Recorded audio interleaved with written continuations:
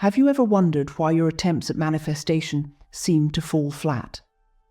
The answer may not be as elusive as you might think. You see, a common misconception about manifestation is that we're simply asking the universe for signs, clarity, or change. We send out our desires and sit back, waiting for the universe to respond. But what if I told you that this approach is fundamentally flawed? It's not that the universe is ignoring your requests, it's that the method you're using is incorrect. Consider this. Manifestation is not about making requests to an external entity, but rather about aligning with the deeper currents of the universe itself. When we approach manifestation as if we're begging for change, we place ourselves in a position of powerlessness. We assume that change is something that happens to us, rather than something that we actively participate in. But here's the truth. The universe is not something that exists outside of us, responding to our pleas. Instead, we're part of the universe, intertwined with its vast and intricate networks of energy. Our thoughts, our desires, our intentions, they don't just float out into the ether. They resonate with the very fabric of reality. So if we're not supposed to be asking, what should we be doing instead? The key is not to ask, but to command. And this command doesn't come from a place of ego or dominance, but from a deeper universal field known as monad. In the upcoming scenes, we'll delve into what the monad is, how it works, and how you can tap into its power to transform your manifestation practice. So stay tuned, because we're about to embark on a journey that will change the way you perceive reality and your place within it. The key is not to ask, but to command. And this command comes from a deeper universal field known as monad. So, what exactly is this monad? In simple terms, it is the unified field underlying consciousness. You might be wondering, what does that mean? Well, let's break it down. Imagine a vast, boundless ocean of energy, a source point where everything is connected and nothing's missing. This is the monad. It's not some distant, abstract concept, but rather, it's the very fabric of our conscious reality. It's the underlying field from which every thought, every intention, every desire springs forth before it surfaces in our awareness. Now, this doesn't mean that the monad is some external entity that we're separate from. Quite the contrary, we are intricately intertwined with it, constantly interacting with this unified field, even subconsciously. It's like a radio frequency that we're all tuned into, constantly sending and receiving signals, even when we're not aware of it. But here's where it gets interesting. When we align our desires, our intentions with the monad, something transformative happens. Our manifestation process changes. It's no longer about sending out a request into the universe and hoping for a response. It becomes a command of resonance, a call from the depth of the source that reality responds to naturally. Imagine standing on the edge of that vast ocean, not just throwing a message in a bottle into the waves and hoping it reaches its destination, but rather sending out a powerful sonic boom that ripples across the entire ocean, creating a wave of change that reverberates back to you. That's the power of aligning with the monad. It's about engaging with the very source of reality and commanding the universe to respond in kind. It's about understanding that we're not separate from the universe, but rather we're an integral part of it, constantly interacting with the monad, the source of all consciousness. Manifestation, aligned with the monad, transforms from a mere request into a command of resonance, calling from the source that reality responds to naturally. The monad call is a deliberate practice that allows one to access the unified field consciously. This is not a whimsical or accidental occurrence. It is an intentional, calculated approach to harnessing the power of the universe. The monad call technique is a transformative practice that enables individuals to tap into the profound and complete field of consciousness known as the monad. It is a method that bypasses the distractions and disruptions of everyday life, cutting through the layers of fear, urgency, and doubt that often serve as barriers to our true manifestation potential. Imagine for a moment that you're standing in a dense forest.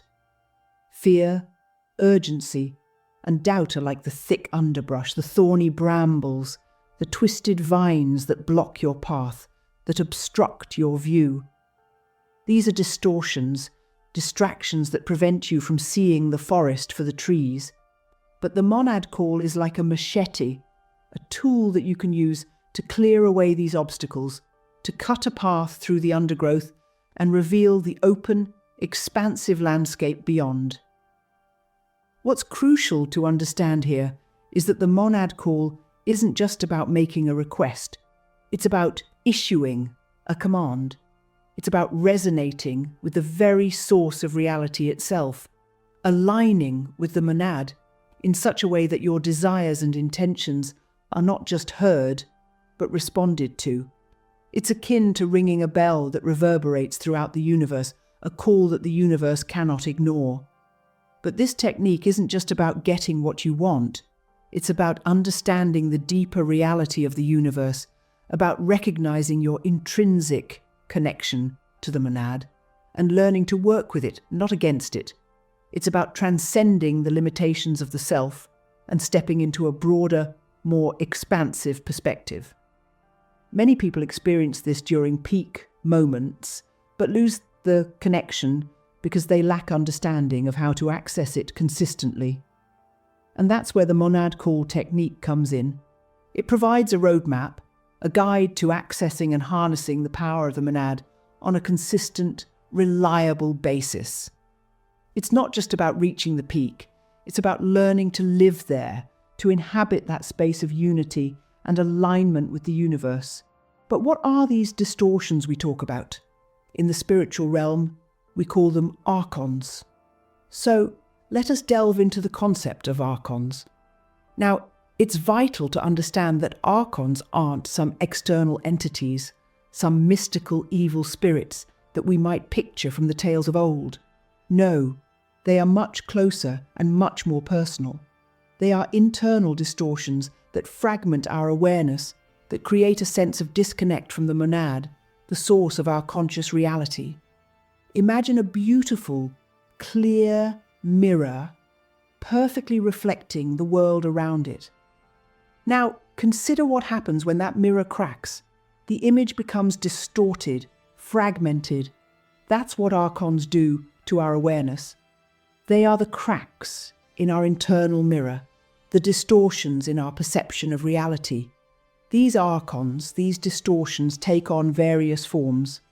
They manifest as fear, that icy grip that restricts our decisions, that keeps us from stretching beyond our comfort zone, from reaching for our true potential.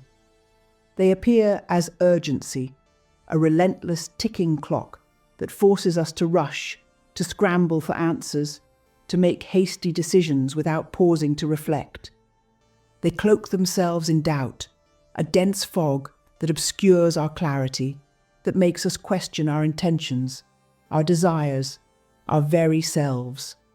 And they breed mental noise, a constant chatter that scatters our focus, that keeps us from the quiet stillness where true understanding and connection can be found. These archons, these internal distortions, they subtly bend our awareness, just as a cracked mirror bends light. They cause us to lose sight of our true power, to forget our inherent connection to the monad, to the source of all things. They fragment our consciousness, creating a sense of separation, of disconnection. These distortions subtly bend awareness, causing people to lose sight of their true power and fragment their consciousness. Recognizing these distortions as false patterns rather than truth allows one to step outside their influence. And so, we come to the crux of the matter, overcoming archonic distortions. These distortions remember, are internal. They're not external shadows lurking in the corners of our reality.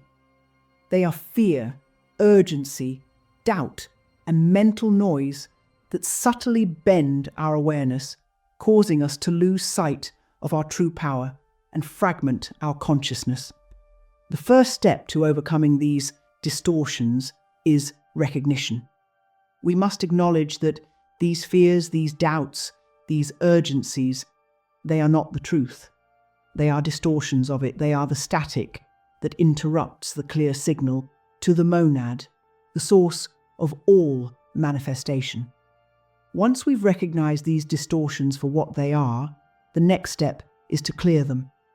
This is not a simple task. It requires patience, perseverance, and a deep commitment to self-discovery. It's about delving deep into our own psyche, identifying the sources of these distortions, and then methodically removing them, one by one. Clearing these distortions often involves releasing old beliefs, letting go of unhelpful patterns, and embracing new ways of being.